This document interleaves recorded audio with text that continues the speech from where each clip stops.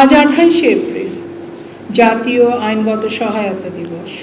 প্রতি বছরের মতো এই বছরও দিবসটি দেশব্যাপী যথাযথ মর্যাদা, উৎসাহ ও উদ্দীপনার সঙ্গে পালিত হচ্ছে।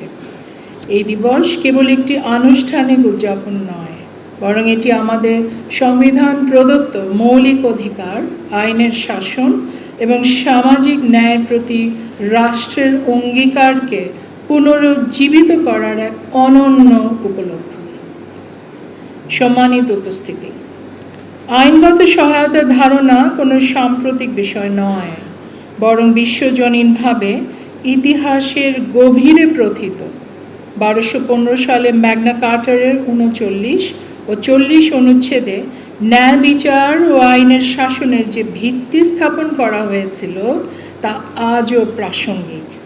1948 সালের মানবাধিকারের সার্বজনীন ঘোষণা এর 7, 8 ও 10 নং অনুচ্ছেদ, 1966 সালের international covenant on civil and political রাইটসের 14 নং অনুচ্ছেদ এবং অন্যান্য আন্তর্জাতিক আইনের দলিলসমূহে আইনের দৃষ্টিতে সমতা, ন্যায় বিচার এবং আইনগত সহায়তা প্রাপ্তিকে মৌলিক মানবাধিকার হিসাবে স্বীকৃতি দেওয়া হয়েছে।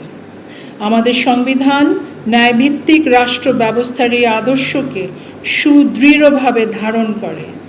সংবিধানের 27 অনুচ্ছেদে আইনের দৃষ্টিতে সমতার কথা বলা হয়েছে, 28 অনুচ্ছেদে বৈষম্যহীনতা এবং 31 অনুচ্ছেদে আইনের আশ্রয় লাভের অধিকারের নিশ্চয়তা দেওয়া হয়েছে। একই সঙ্গে 33 অনুচ্ছেদে গ্রেফতারকৃত ব্যক্তির ক্ষেত্রে আইনজীবীর সহায়তা পাওয়ার অধিকার সুস্পষ্টভাবে নিশ্চিত করা হয়েছে। অন্যদিকে 11 ও 19 অনুচ্ছেদে মানব মর্যাদা ও সুযোগের সমতা নিশ্চিত করার কথা বলা হয়েছে। তবে এই সাংবিধানিক নিশ্চয়তাগুলো তখনই অর্থবহ হয়ে ওঠে যখন প্রতিটি নাগরিক বাস্তব জীবনে সেই অধিকারসমূহ কার্যকরভাবে ভোগ করতে সক্ষম হন। সেই প্রেক্ষাপটে আইনগত সহায়তা কেবল একটি সহায়ক সেবা নয়, বরং সংবিধান প্রদত্ত অধিকারসমূহকে প্রান্তিক ও অসচ্ছল জনগোষ্ঠীর দোরগোড়ায় পৌঁছে দেওয়ার একটি কার্যকর সেতুবন্ধন।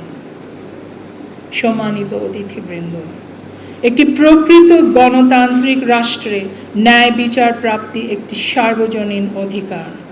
রাষ্ট্রের অন্যতম প্রধান দায়িত্ব হল এমন একটি কার্যকর বিচার ব্যবস্থা নিশ্চিত করা যেখানে আর্থিক অক্ষমতা, সামাজিক বৈষম্য বা প্রাতিষ্ঠানিক প্রতিবন্ধকতা কোনো নাগরিককে ন্যায় বিচার থেকে যেন বঞ্চিত করতে না পারে।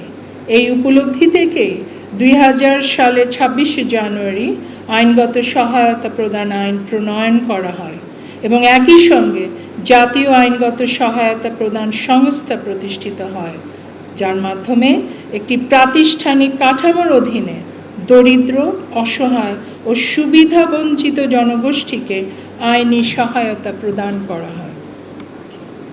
আইনগত সহায়তা কার্যক্রমকে আরও সুসংগঠিত ও কার্যকর করে তোলার লক্ষ্যে বিগত 26শে জানুয়ারি 2026 খ্রিস্টাব্দ তারিখে বাংলাদেশ আইনগত সহায়তা অধিদপ্তর নামে একটি অধিদপ্তর প্রতিষ্ঠিত হয়। উক্ত অধিদপ্তরের অধীনে ইতিমধ্যে দেশের 64টি জেলায় সংশ্লিষ্ট জেলা ও দায়রা জজের নেতৃত্বে জেলা লিগ্যাল এইড কমিটি গঠন করা হয়েছে। এর পাশাপাশি উপজেলা ও ইউনিয়ন পর্যায়েও কমিটি গঠন করা হয়েছে।